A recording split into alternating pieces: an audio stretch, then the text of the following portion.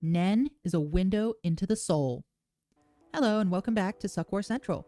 My name is CJ and today we're going to be diving into the greatest power system ever conceived and the ways in which Togashi uses it to further explore his characters. As Wing explains, Nen is strongly influenced by individuality. In order for a Nen user to be successful, they have to create a Hatsu tailored to them. As such, we can learn a lot about a Nen user's psyche by the kinds of abilities they chose to create. So let's go through some Nen users and see what we can uncover. Where better to start than with the series protagonist, Gon? Gon is a boy who wants the world to be a simple and straightforward place where things have an easy and obvious solution. Possibly the best showcase of this is during his struggle with Hanzo, when he demands there be a way for him and Hanzo to have a match that he can satisfyingly win, and he refuses to listen to any reasoning. Jajunkin gives him that. It replicates a very simple and straightforward game with a limited number of possibilities. Additionally, the nature of Jajunkin as one big attack that Gon puts everything into means that how the opponent responds to the ability usually decides the match very quickly. This gives Gon exactly what he wants, a simple and straightforward way to quickly settle Nen battles without all that pesky thinking and complexity.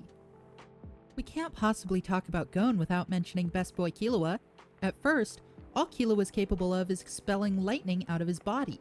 However, once he evolves his techniques, the main focus of his lightning transmutation becomes stimulating his own muscles with electricity, or in other words, controlling and empowering himself. These techniques debut after he becomes free of Illumi's needle, and this represents how he has taken control of his own destiny. The fact that its incredible speed his abilities bestow also shows how he's officially outrun his family's control, and they can no longer keep up with him. This proves true during the election arc, where he always remains one step ahead of his devious, scheming relatives. Since we've gone through two, we may as well talk about every protagonist. The chains on Kurapika's hand represent his conflicting desires for healing and for revenge. As you might guess, his thumb's holy chain is what represents healing, while his pinky finger's judgment chain represents his desire to enact vengeance on the Phantom Troop. They're far away from each other on his hand, because so long as he remains entrenched in his quest of vengeance, he can never heal. Next to the judgment chain is the dowsing chain, for helping Kurapika locate the eyes of his people. Yes, this desire is what the chain represents, but its placement is also very significant.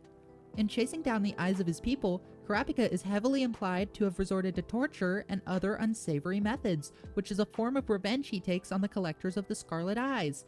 Yet, it's one finger removed from Judgment Chain because the act of searching for the eyes of his people is at least closer to healing. On Kurapika's index finger is the Steel Chain, which he develops later than the others. It shows character growth. Kurapika has finally understood that he can't do everything alone, and he needs to collaborate with other people and rely on them. This is a step towards not shouldering his burden alone, which is why it's adjacent to the chain that represents healing.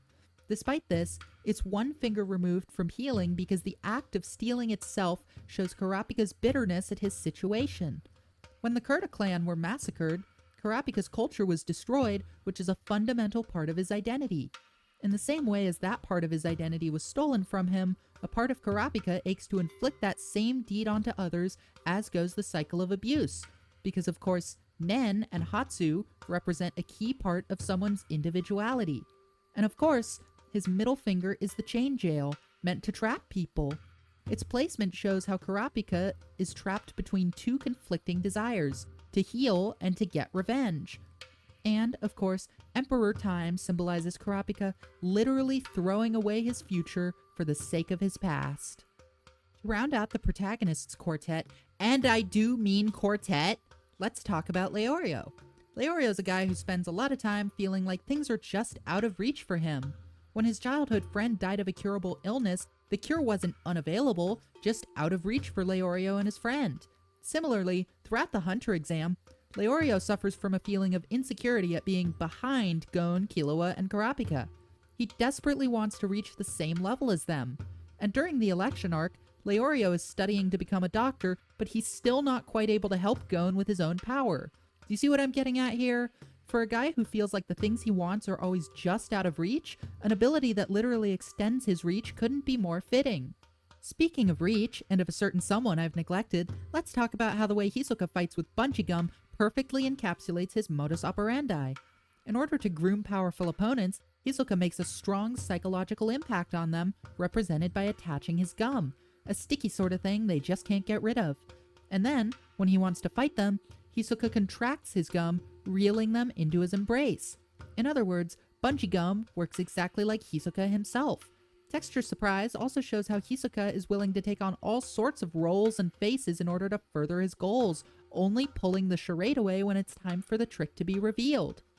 Now, I know I've been focusing on Hunter x Hunter's main characters when my name is Suck War Central. Point well taken. So let's dive into the current arc a bit more. Second Prince Camilla's cat who lived a million lives pretty directly represents her wish for other people to die for her sake. She wants people to do the thing to themselves that I'm not allowed to say on YouTube so that she can succeed, and more importantly, she wants them to want that. By creating an ability that sacrifices her killer's life to revive her, she sort of creates that world. If they want to kill her, and killing her leads to that person sacrificing themselves for her, then it's a fairly simple logic chain of that person's desire is what resulted in them being sacrificed for Camilla's sake. So the whole thing is essentially a twist of logic designed to reflect Camilla's core desire and basically lets her live in that fantasy world she wants to create, the world where everyone is ready to die for her. Speaking of creating fantasy worlds, let's talk about Terror Sandwich. When describing his desires to his henchmen, Terror Sandwich states that he wants youth with a future put in an extreme situation. That's quite literally what his ability, Parallel Future, does to people.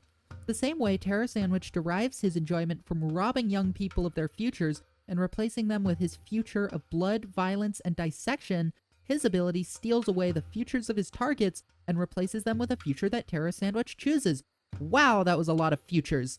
Anyway, it's no wonder he's so into Nen. The ability he's gained is a representation of the thing he most enjoys doing. Now, these last two princes' abilities have had pretty obvious connections to their users' mentalities, but 12th Prince Momose's Guardian Spirit Beast actually makes some pretty sad suggestions about her true character. On the face of it, Momose seems calm and accepting of the situation she finds herself in and isn't concerned when her mother takes away her guards. However, her Guardian Spirit Beast, which is said to be a reflection of each prince's true nature, tells a different story. Momose's beast takes the form of a large children's toy that begs for attention.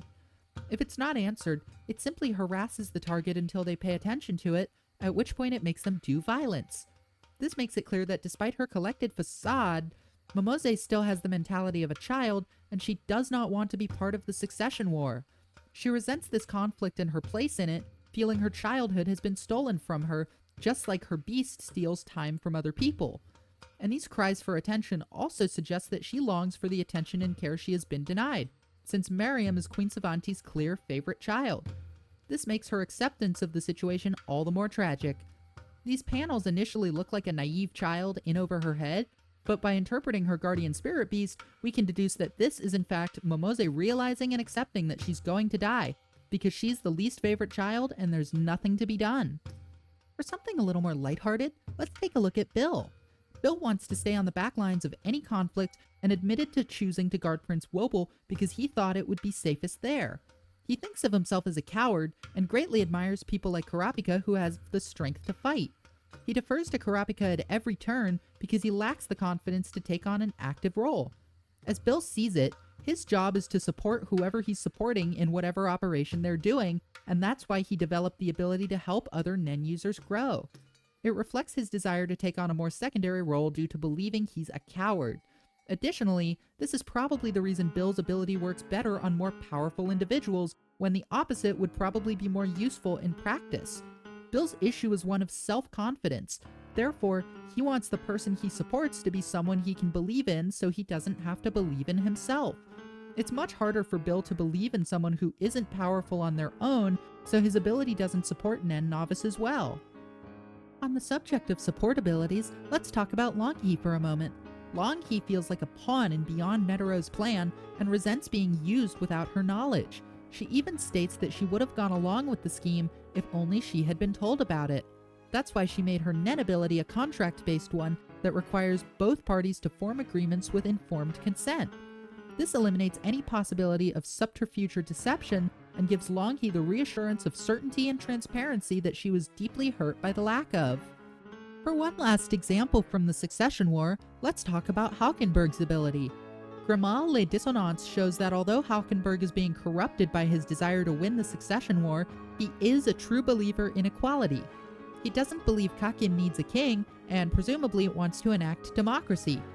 In a democratic system, it takes the agreement of far more than just one person to enact a decision. That's why Hauk can only fire his arrow with the help of his followers. Additionally, Halkenberg truly does not believe that he is above any of his supporters. That's why he's included in the pool of ammunition when it comes time to fire the ability. It's a way of metaphorically granting him and them the same status. Despite being born a royal in the Kakin Empire, and even though he is competing to become king, Halkenberg truly does not want to be king, and yearns for a world where he and everyone else are equal.